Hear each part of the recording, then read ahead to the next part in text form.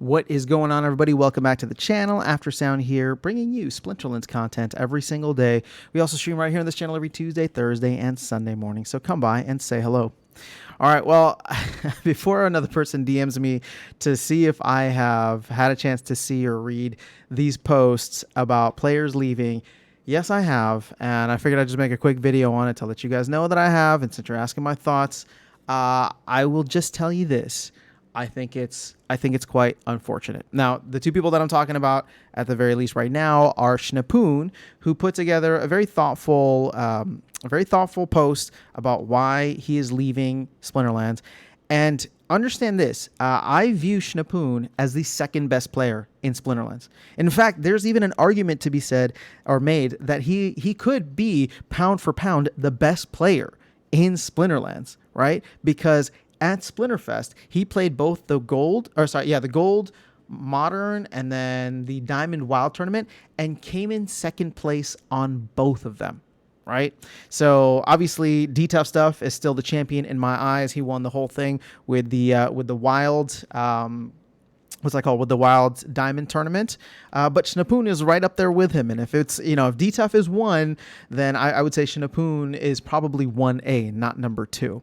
So I wish Schnapoon all the best. In going through his post, he talked about how this is not really profitable for him to play anymore and he cannot sustain himself on Splinterlands, which, hey man, if you were doing it this long, I admire the hell out of the fact that you were able to do it for this long, because asset prices have been down pretty much since the beginning of the year to, kind of just really sad levels, right? SPS I think topped out at like 9 cents in, I want to say, September of last year with Rift Watchers, and then it's just been on a perpetual downtrend ever since. And we did get a bump from like 2 cents or 2.5 cents at the early start of the year to whenever Vrooz came out, from 2.5 to like 3 cents, and then ever since then it's just been a continued straight line down. So the fact that Schnapoon was able to continue playing this long, I think, is awesome.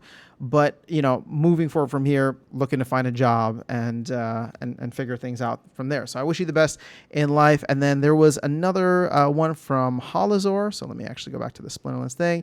And so Holazor, I'm not saying this about Holazor. I'm literally just paraphrasing his actual post, where he talks about how this could potentially be like a midlife crisis. And maybe he didn't put it in his post, but it was definitely all over the Discord channel where he was talking and kind of discussing it. And so, Holazor's been here for 5 years, I think, since the beginning of the game, has made a ton of content, is a huge part of Splinterlands TV. So this one probably hit me a little bit more, because as somebody who's been around the game for so long, to kind of feel not necessarily a loss of faith in the game or a loss of confidence in the game, but really just kind of bored is what he said. He's no longer feels that excitement, whereas like I still do, right? When I play the game, it's kind of crazy to me that I've been playing this game for almost 2 years. Coming up in August, it'll be 2 years. And every single time it's just like I hit battle and I put my team together and it's either really exciting or I hate the game because I lost, right? So it's usually one or the other, but I still have really strong emotions. Now, part of that, I'll agree, has started to feel a little bit more stale with, we got the third rule set that added some variety and spice to it. But even now, I've only been here for 2 years and the gameplay hasn't really changed. And I know the team is wanting to add more unique things to gameplay. And if you remember, at the beginning of the year, Matt talked about wanting to implement a lot of really cool new game mechanics, right? So the whole maybe a 7th man rule set where you get to put someone from the outside, or maybe there's like a different turn or whatever it is. He wanted to add in some other different type of game mechanics without needing to actually launch a whole new game mode or a whole new set or whatever it is. But at this point, I don't even know where that would be on the roadmap. So it's probably still a while away. And if those game modes were set to go with Rebellion, remember, Rebellion was initially, when they first started talking about Rebellion, I remember the first post that said Rebellion could come out as early as 2 weeks from now, 10 days from now, which would have been July of 2023. Obviously, Rebellion is nowhere in sight. That's probably for the best, because we still haven't gotten land phase 1.5. And so again, it's like one of those things where all these updates to the game are probably getting pushed out with whenever Rebellion comes on. So, going back to the post here, I understand where Halazor is coming from. I wish him the best. I hope he can figure out, I told him, I responded to his post here and I just said, I've been through that before. If you're feeling the itch to go and do and try something else, then scratch that itch, because it usually always leads to good things. That's actually how I ended up in Splinterlands, just wanting to dip my toe into crypto gaming, and here I am, a couple of years later, making content still on Splinterlands and all the other games that I've been playing and exploring. So, with this. Again, everybody's going to do their own thing. I know people are even talking about like Gene Pool is selling off a lot of assets, and I don't know what Gene Pool's deal is. I'm not going to comment on that outside of the fact that everybody's been talking about he fire sold Rooney, he fire sold a bunch of cards. Here's the thing. Everybody's got their own situation to go through. Is this the best time to sell? I have no clue. All I know is that asset values are down, and for the extra assets that I have no intention of selling, especially not when we do have some cool things right around the corner. And I know that corner has been like right there for the longest time, and it seems like we're never going to turn it. But I do have confidence that we will turn it at some point in 2024 or 2020. Freudian slip. I meant 2023, which is probably another. I'm being a little dramatic here. But my point is that there's been a lot accomplished over this first 6 months out of the year. And I know people look at that and they say, well, it's not enough. It hasn't done anything to save the economy, to change things, to make things more scarce. And the truth is, you're absolutely right. It has not done anything to that. So we've done a lot of tokenomics things. We've done a lot of different, areas within the game that we've tried to update, soulbound reward cards and different SPS proposals and all that. But we actually have new game modes coming out within the second half of the year, right? We have land and we have tower defense. So I do believe that those are going to come out at some point within the next, hopefully, couple of weeks, but I will give them, a couple of months if that's what it needs.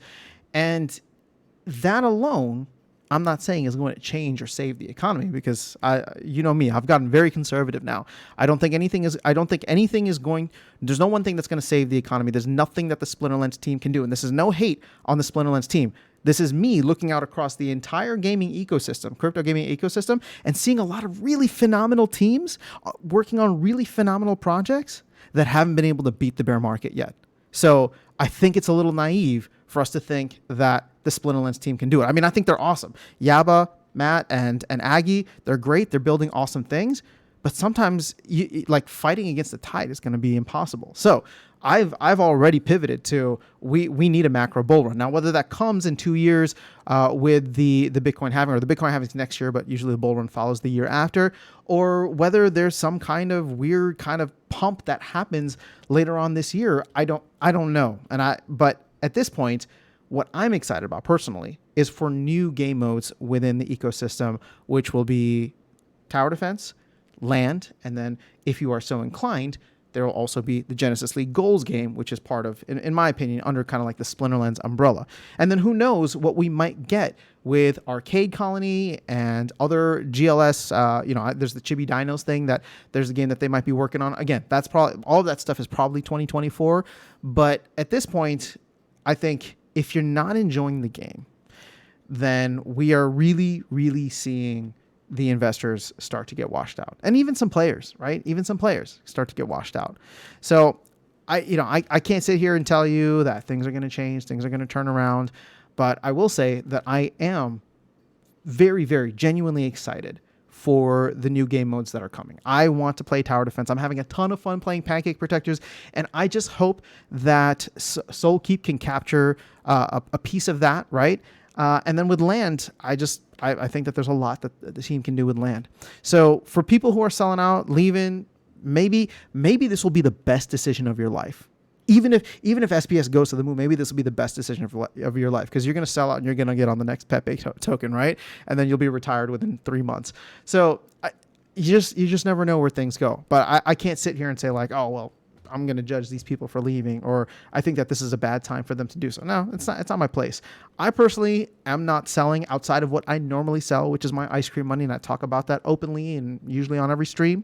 But, at this point in time, I'm actually just more excited for what is to come down the pipeline with these new projects, because they are not tokenomics plays. I mean, sure, land is essentially just a DeFi platform, but there'll be other elements to it that I think could make things really fun. And I hope that when Land 1.5 goes live, the team gives us a little bit more insight into what the research of the secret of Praetoria tokens will be, because that to me is the one thing that I think could keep things driving. That is a zero ROI push that could have value. And if they keep it exciting and give people a reason to do that, well, then all of a sudden, everybody's spending money, everybody's spending grain in order to chase maybe titles, airdrops. I don't know. Gold Matters wants me to do a video where I talk about this. So I will add that to the list of videos once I give some time to think about it. But I'm so far off of what I originally was talking about, which was just a farewell to Schnapoon and Holazar. And I genuinely hope that